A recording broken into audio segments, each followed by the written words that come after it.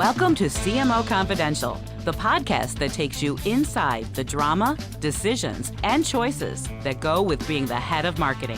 Hosted by five-time CMO Mike Linton.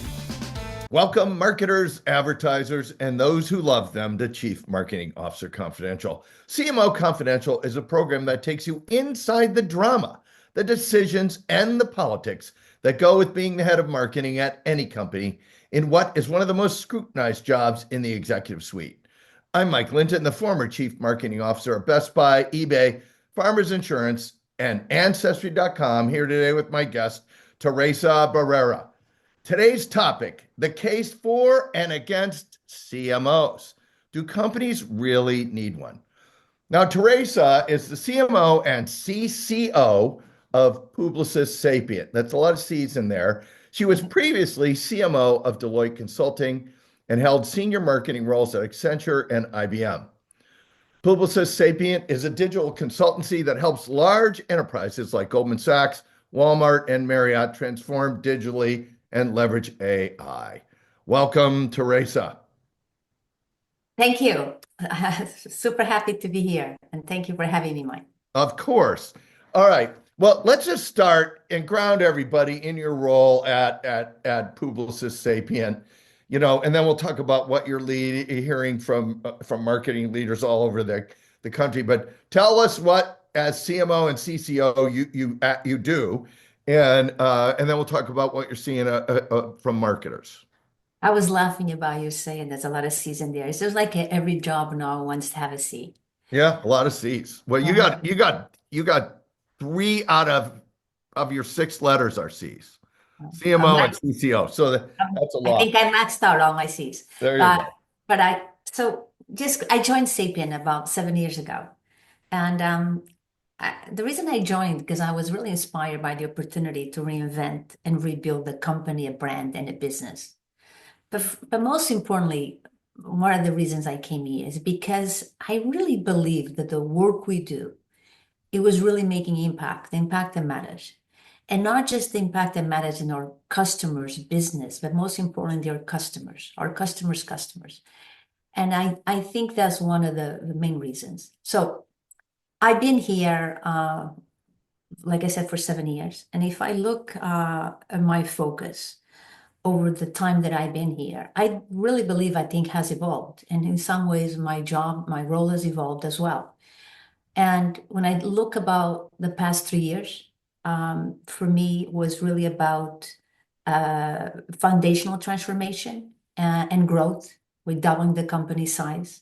And this is where you all come in and you help companies, particularly big companies, catch up with all the stuff that they are behind on, right? Yes. So what do? We help companies, really help them. How do you reinvent your business for the digital world? That's fundamental what we do. And we use digital technologies to do that. But the difference what we do is that when we think about digital transformation, which many companies focus on that. Actually, it's a very saturated market, if you know. Yeah. Like, if you're not focused on some kind of transformation, you're probably losing. So, yeah. A lot of companies, like the word transformation has been very watered down in digital transformation. But one of the things I think for us, it's always been important. That's why we call it digital business transformation. And I fundamentally actually agree with that. You can't have the D without the B. Because just doing digital without focusing on changing your business, it's just what I call random acts of digital. Well, you're also building a digital thing around the old model, which is like, absolutely, you should build the model around the new technology. Yes. And it's incrementalism, and it's not transformation, because you're just adding more technology to make, like you said, to an existing model. They really change your ways of doing business. Right. We had a guy on the show a while ago that said, yeah, it's like when electricity was invented. If you put electricity to all the machines, they went a lot faster. But when you built the plant around electricity, you could actually reframe all the machines. Yes. That was his thing. You got to build around the technology. So as you build this technology, and you talk to your customers, you get to interface with the companies and all the people doing this, and also a lot of marketing leaders, because They're usually at the front end of whatever the model is doing with customer. What are you hearing from marketing leaders as do your job? So as I go around and talk to some of my, talk about CMOs or, colleagues, I hear a lot of mixed feelings. But if I was to summarize it, Mike, I think in one word, I would say uncertainty. All right, uncertainty. Well, I'm certain that that's a good word to expound on. So And let's talk about yeah, uncertainty and take it apart a little bit. I think people just feel very uncertain right now, uncertain about the future of the function, uncertainty about the environment, the what's going on in the economy, but mostly uncertainty about technology. And I think that would be what I would say. Now, the problem with I think that uncertainty at times, it does lead to paralysis. And I think a Right. lot I've Well, talked because to you're waiting to figure it out. waiting to see. You're Exactly. waiting to figure it out, even though no one has actually even figured most of it out. And the longer you wait, the less practice you get. Absolutely. And I talk to some of my colleagues and I'll talk to them. What do you think? I believe personally that we're going through the most profound transformation. I think that anything I've experienced in my career. And I talked to some people, they said, well, yes, but they don't see it the same way. And I believe that I think the magnitude of change and the impact is going to make, I think it's something we never seen before.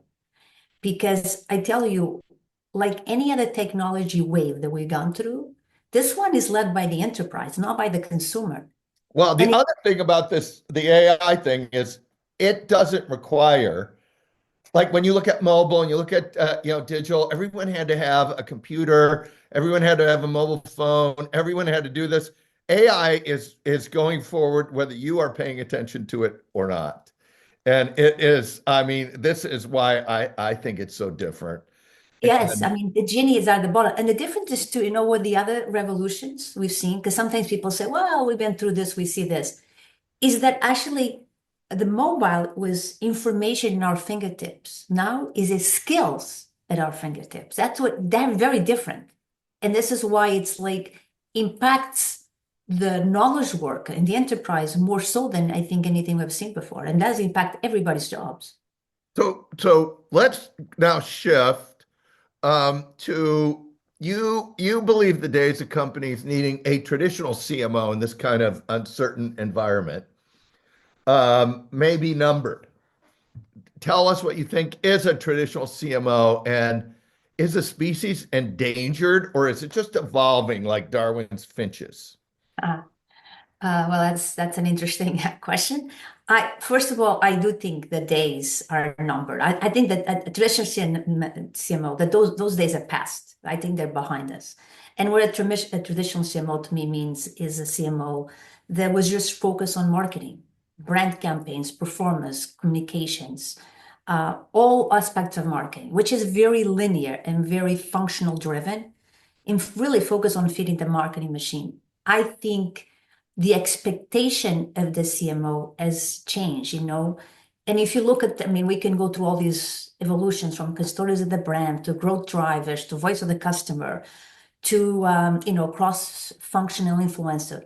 So I think we have evolved. So I wouldn't, back to your analogy, I wouldn't say that we gone extinct. I think in the contrary, we have transformed and evolved. So maybe that the analogy would be like more like a butterfly. Oh, We've I'm sticking with Darwin and the beak of the finch and how that is evolving over time to deal with stuff. But I agree with you. I think there's tons of evolution going on, but it's also very inconsistent evolution depending on company, industry, person, board management. When you look at this, tell us about the transformation of the job you're seeing and the types of roles that you are now looking at in the marketplace. We'll talk about all the different finches. yeah. Um, so if you look at CMOs today, right, what I think that's why I think it's a transformation and an evolution, right? And it's not superficial. It's very structured, right? That's why I actually the butterfly works because You go from a caterpillar to a butterfly. It's a very structured change. And, you know, you now have wings. You're not just crawling. I've But, always wanted wings. you know, well, you've been a CMO. You had your wings. There you go. But I think to your question, what CMOs, I say this all the time to my team, where we no longer have to just do the business of marketing, you got to do the business of the company. And Yeah. that's a mindset change. That means, what that means to me is shaping customer experience, influencing product, partnering across sales, operations, strategy, HR, and guiding the vision of the company. And so it's not just the marketing. I always say to my team, it's not the marketing that you just focus on running, it's the business of the company. So I believe that is really important. And that's why I think CMOs in that, if you think that way, in some ways, is a really good place to be. I agree with that. We've had folks on the show that have said the name marketing is a bad name. It should be market. That you are looking at the market, you're helping your company manage the market and figure out the market. And that your job is in service to the market and the company, not to marketing. So as you look at this evolution, how are companies actually how are they metamorphosizing, if that's a word, the role? Because you get to see a lot of them. I think, like I said, the role has become more impactful and more influential. And I see like I think about it, maybe three things. One, CMOs are no longer functional bound, meaning they're not just, like I said, focus on the marketing. They influence lots of things around across the company. And I think that what that means now is they need to build new allies, they need to build new partnerships, and they need to lead with influence and lead from the side. So they need to learn how to bring others along and become that glue, that connector across multiple functions. So they have, and I think they're in a position, I see that with my job, you're in the position to break down silos across the company, which is a fantastic position to be. So you have to become not marketing transformation, but a business transformation leader. I think this, and you have to not just to look at brand, but translate like market signals into company strategy, not just into marketing messages. And I think that means you have to become more like a system thinker, a growth architect, and an orchestrator. So these are very different skills, but these are leadership skills, not just Yeah, and you have to bring real data to the company. You can't just say, I'm the 100%. marketing person, so I know what consumers want. The company has to join your story, and they're not going to join your story because you're the marketing person. They're going to join your story because you convinced them. 100%. But I think that's why the reason I didn't even brought up marketing, data and tech, Mike, because to me, those now have become table stakes. No matter what kind of marketing leader, CMO, non-CMO, you can't be a marketing leader without having being data informed and having tech. You just couldn't do your job today. To me, those have become actually like table stakes. Yes, I agree. I think they have been, and I think the proportion of data and analytics is growing super fast. But let me flip around and go a little deeper. We have all these new titles: fractional CMOs, VPs of acquisition, heads of brand, customer officers, growth officers. Tell us kind of when you look at all these titles, are they really different titles for the same relative thing, or are companies actually splintering, um, you know, how they think about marketing? I think a bit of both. I think somebody's titles doing the same thing. Sometimes is expanding the function, and sometimes is I think some of these like fractional CMO addressing a specific company need. But I think sometimes I think companies need to be right. Forget the title. What I think we're still missing a lot of companies and when they hire is what type of transformation they want to do it, if any, right away. Because I talk to a lot of sometimes companies that they think they wanted to transform, but they don't. They want to say they're transforming, but they don't want to Exactly. do any of the Yes, work. They don't want exactly. to do the work. They want to transform in place. Absolutely. And then say what expectations you have. And then after that, you have to know, okay, based on that, what do I want? Do I want a lead gen person? Or do I really want a CMO? Because a lot of the times that they don't need a CMO. A lot I of roles, agree. you could do a VP of marketing could do that job, right? And I think sometimes people they like to call it CMOs because they think they're going to attract a more talented group of people. But then when you look at the role to say, look, that's not a CMO role. Think of the CMO I just described.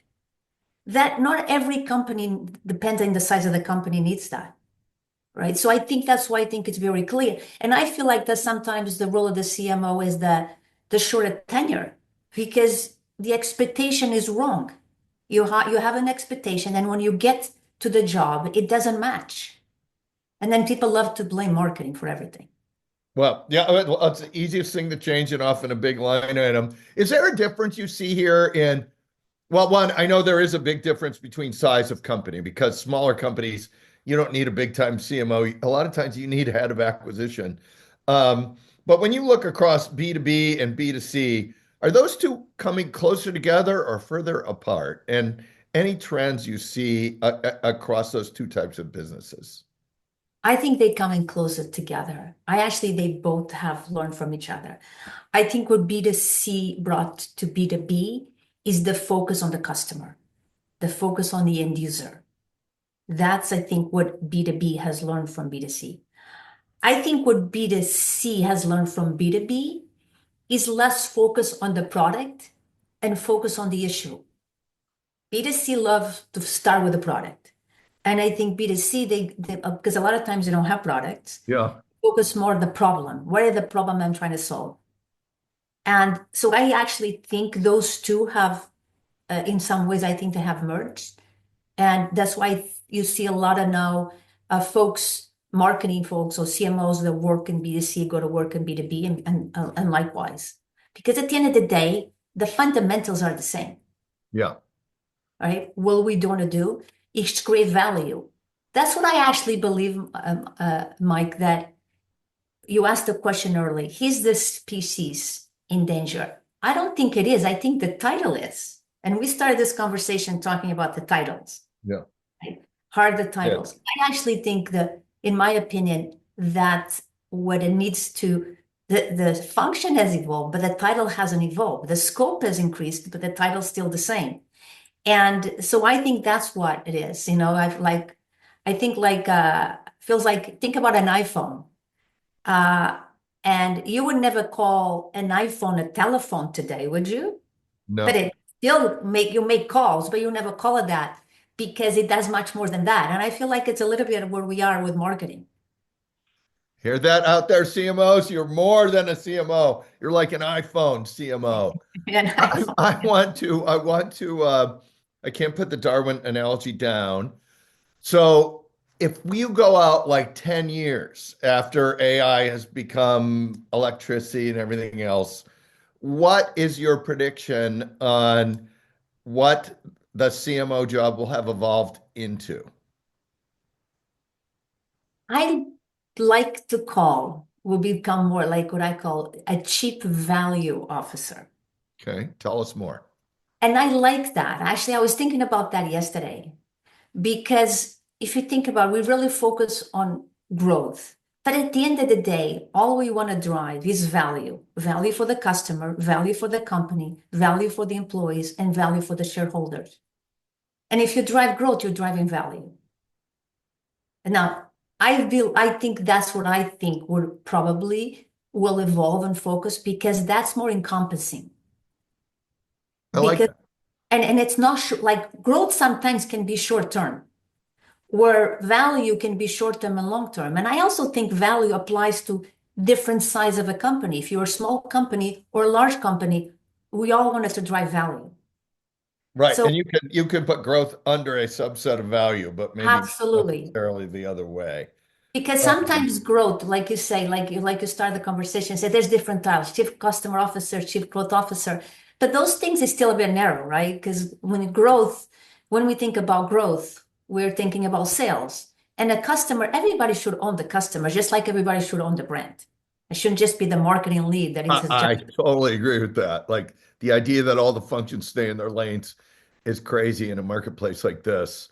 Hey, I'm going to shift over to if I am sitting there as a young person, I'm looking at AI wiping out a lot of jobs. I want to be a chief value officer 10 or 15 years from now.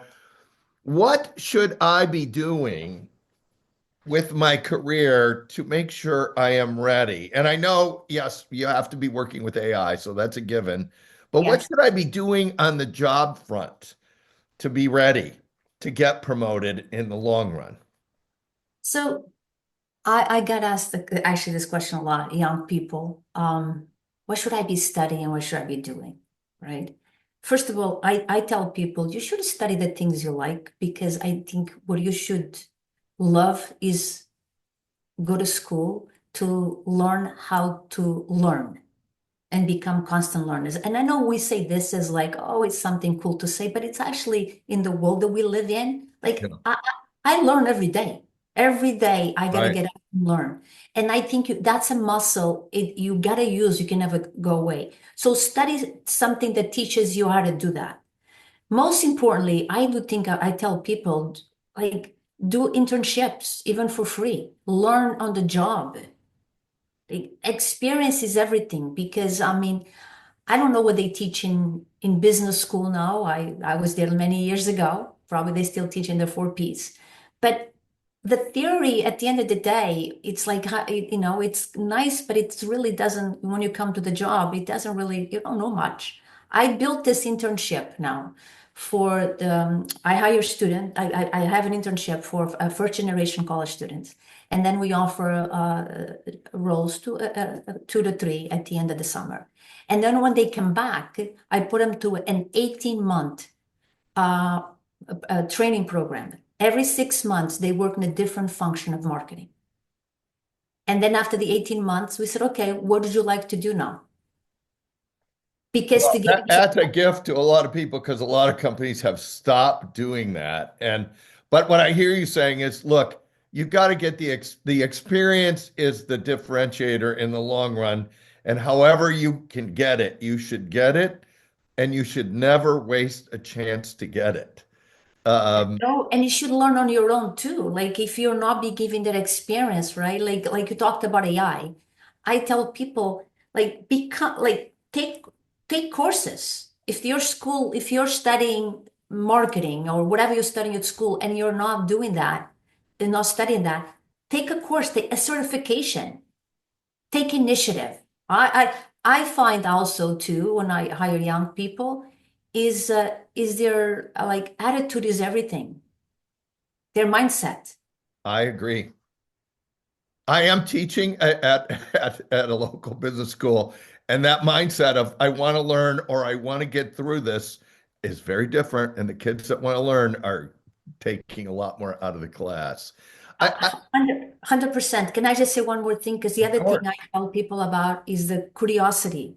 Curiosity is so important. And when I say, look, curiosity is not coming to a meeting and ask a lot of questions, unnecessary questions. That's not what it is. It's to questioning things like the assumptions. Question the way we are doing things. Ask why 5 times. I always say to my team, why?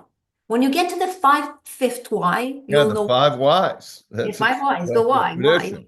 Yeah, That's what I mean by curiosity. A long time ago, I read this book, um, and it was and I paraphrase it now, but it was a quote here to say, and this was about 10 years ago, that in the age of AI, what's going to determine an intelligence is not the things you know, it's the questions you ask, and that is so true. I like that. So before we get to our traditional last question, we know AI is going to have a massive impact on marketing. Is there a second trend or technology that it could be a marketplace trend, a consumer trend, or a tech that is not AI that you think will be the biggest impact on marketing going forward in addition to AI? Oh, I cannot think anything in addition. I think AI is it is that it I that's fundamentally I think that's what's going to change it. But what I'm going to slightly revise it's AI, but it's what is going to be the most impact is us building a hybrid workforce. I see that happening next year. I'm already doing that with my team. That it is so it's the technology, but it's not the technology itself, it's what the technology does, right? So the technology itself is an enable, but what's the biggest change is how you're going to use the technology. And I predict by next year, we all going to start managing digital agents. We're going to have workers and also that are digital agents. So we're going to have a hybrid workforce. There is humans and there's agents. I think that is upon us. And what I learned the last 2 years with my team, we are been using AI the first 2 years as a co-pilot and assistant. And Yeah. that's great. But that is not when we started the conversation about talking, we talked about digital transformation and transform and being really transformative, not incrementalism, is again changing the process, changing the business and the operating model. And what I learned is that to do that, you have to start with an agent first approach. And that sounds counterintuitive, but if you do that, you actually leads you to a human first approach. And I'll explain what I mean by that. Most people today, we started with human first approach, meaning here's how I do my job. I use AI as my assistant, my co-pilot, right? Helps me do Right. my job. And I realized that you get probably 10% incremental in efficiencies.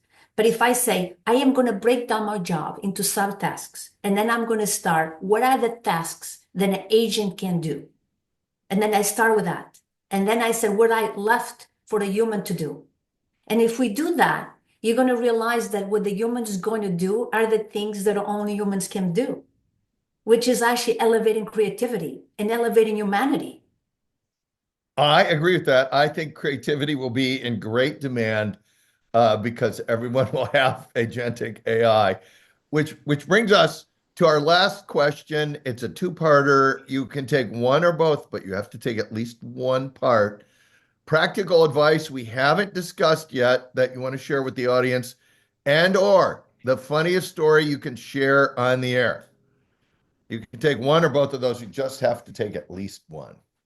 Well, I can maybe do both. Let's start with advice. Okay. So you asked me about what do you tell young people? I'll continue with that.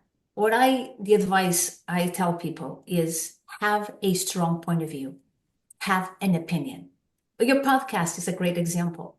Come in with an opinion, be your own opinion, be authentic, because the world we live in with AI is going to democratize access, information, content, even inspiration, believe it or not. But the only thing that's going to set us apart is how we see the world from our unique lens. So I always tell people in my team, have an opinion, stick by your opinion, form one. So that's what that's one advice I give you, to people. Okay, funniest story. Funny story, because I'm obsessed with AI. I'll tell you that a funny story. I really use ChatGPT like every single day in my life. So this Christmas, my sister was over to spend Christmas with us, and I'd known for a long time what I was going to get, which was an experience. I was going to take her for a weekend. We were going to go to New York City for the weekend, see a play, and that would be my Christmas gift to her. Great As gift. gift. Thank you. But time goes by because it's an experience. All I have to do is write it down, give it to her. I ran out of time, and now it's Christmas morning. I didn't write it down. So what do? I go to ChatGPT and I said, okay, help me. I have this card. Help me write this in a really nice, a beautiful way for my sister. So ChatGPT did. I'm running out of time. I write it down. I gave it to her at Christmas. We're sitting around the table, the Christmas tree. I have two teenage boys. And I give it to her. My sister's reading it out loud. And she's like, really like, oh my God, this is so beautiful. And she's very emotional. And then my 19-year-old turns to me. He goes, Mom, that is so ChatGPT. You could ChatGPT. So yes, I was thoroughly found out. I like it. Well, I think that's a great way to end the show. Thank you, Teresa. And thanks to everyone for listening to CMO Confidential. Look for our other shows on Spotify, Apple, and YouTube, which include the top 5 mistakes CEOs and boards make when hiring CMOs, a rapid evolution in the marketplace, the Spencer Stewart 2025 CMO study, lessons learned from the 2024 presidential election, parts 1 and 2, and the Omnicom IPG merger, what it means and what's next. Hey, all you marketers, stay safe out there. This is Mike Linton signing off for CMO Confidential.